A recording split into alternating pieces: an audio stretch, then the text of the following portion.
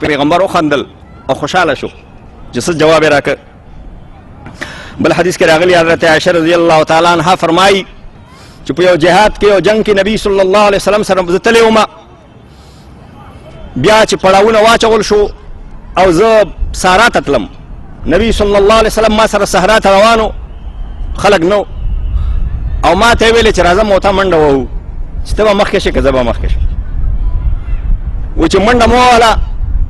نو پیغمبر علیه الصلاة والسلام نه زه مخکې شوم، زه ته مخکې شوم، هغه پاتې راغی. بیا بل وخت یو بل جنگ کې بیا ملګري شو، بیا صحرا ته ووتو، وی نبی صلی الله علیه وسلم راته ویلې عایشې منډه کو ته به مخکې شې که زه، وما وی راځه. و چې بیا منډه وکړه نو زه خو بیا درانه شوی وم او غټه شوی وم، نو پیغمبر علیه الصلاة والسلام منډه کوي، ما نه مخکې شو. چې مخکې شو وایي ما ته ویلې چې ځه بدل مې درته خلاص کړ، مخکې ته مخکې شوی وې او زه دنه مخکې شو. نو نبی صلی الله علیه وسلم پیغمبرو او لوی مسؤلیتونه او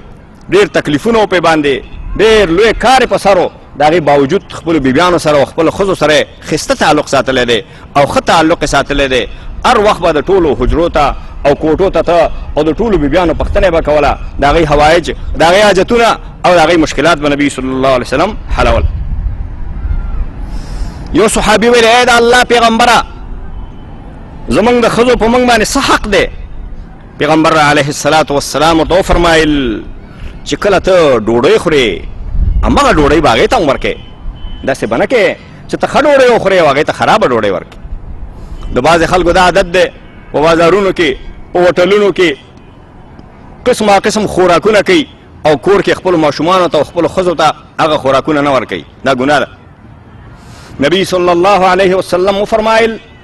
چې ته څه خورې هغه به خپلې ښځې ته هم ورکې، دا به نه کوې چې پیسې ستا په جیب کې او ته خپله خوراکونه کوې او عیش کوې او خپل ښځې ته صابه او جواری مخې ته ږدې. او چې کله ته ځان ته کالي کوې او کالي اخلې خپلې ښځې ته به هم کالي اخلې، او که ته کله ځان ته نه کوې هغې ته دې واغېستل، دا هم ښه خبره ده، دې کې څه حرج نشته، خو معنا دا ده چې ځان ته اخلې نو خو بیا به خامخا هغې ته اخلې. او ته وفرمایل چې ولا تضرب الوجه، په ښځه باندې به مخ سپېړه به نه ورکې، ولا تقبح، او ښځې ته به بد رد نه وې، کنځل به ورته نه کوې. ښځه او میړه دواړه برابر دي، د میړه په ښځه باندې دا حق نشته دی چې کنځل ورته کوي، مور و پلار ورته یادوي، نیکه و نیا ورته یادوي او بد رد ورته وایي، دا حق د میړه په ښځه باندې نشته. نکاح یو اګریمنټ دی، یو معاهده ده د سړي او د ښځې په منځ کې، یو معاهده ده. دا نه ده چې هغه ستا غلامه شوه، دا نه ده چې هغه ستا نوکره شوه، دا نه ده چې ته ډېر لوی قهرمان او هغه د دنیا ذلیل مخلوق دی. یو معاهده ده، یو معاهدې د وجې نه تاسو دواړه یو ځای شوي او د ښځې په تا باندې څه حقوق دي او ستا په ښځه باندې څه حقوق دي، خو دا حق د میړه نشته دی چې هغه ښځې ته بد رد وایي، کنځل کوي، وار ګزار پې باندې بې ځایه کوي. که کومه ښځه ډېره بې ادبه وي او د ګناه او د غلط کار کوي، د میړه بې ادبي کوي، سرکشه وي، نو میړه ته د وار کولو حق شته دی لکه معلم چې شاګرد وهي. نبی صلی الله علیه وسلم وفرمایل داسې وار به نه کوئ چې هغې باندې داغ جوړ شي،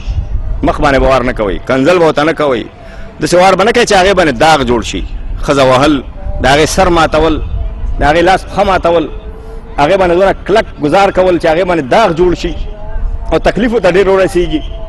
دا حق د سړي نشته دی. کوم سړي چې دا کارونه کوي هغه به د الله په قهر او د الله په عذاب باندې اختی.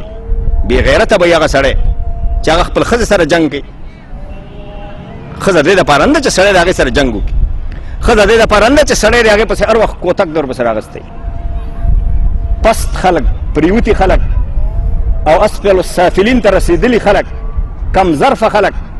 بد اخلاقه خلک، ټول همغه بد اخلاقه خلک دي چې هغې خپلو ښځو سره جنګونه کوي. نبی صلی الله علیه وسلم د ښځو په باره کې دا وصیت موږ ته کړی،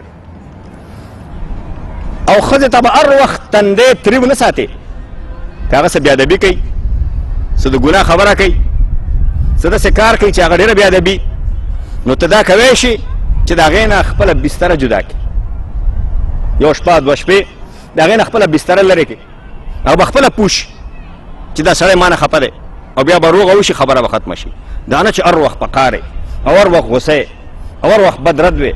او هر ګزار کې دا حق د سړو په ښځو باندې د سره نشته او الله به د دې پوښتنه کوي ستا مونځ اودس روژه زکات حج جهاد دا به الله اخلي همدې ښځو ته به یې ورکوي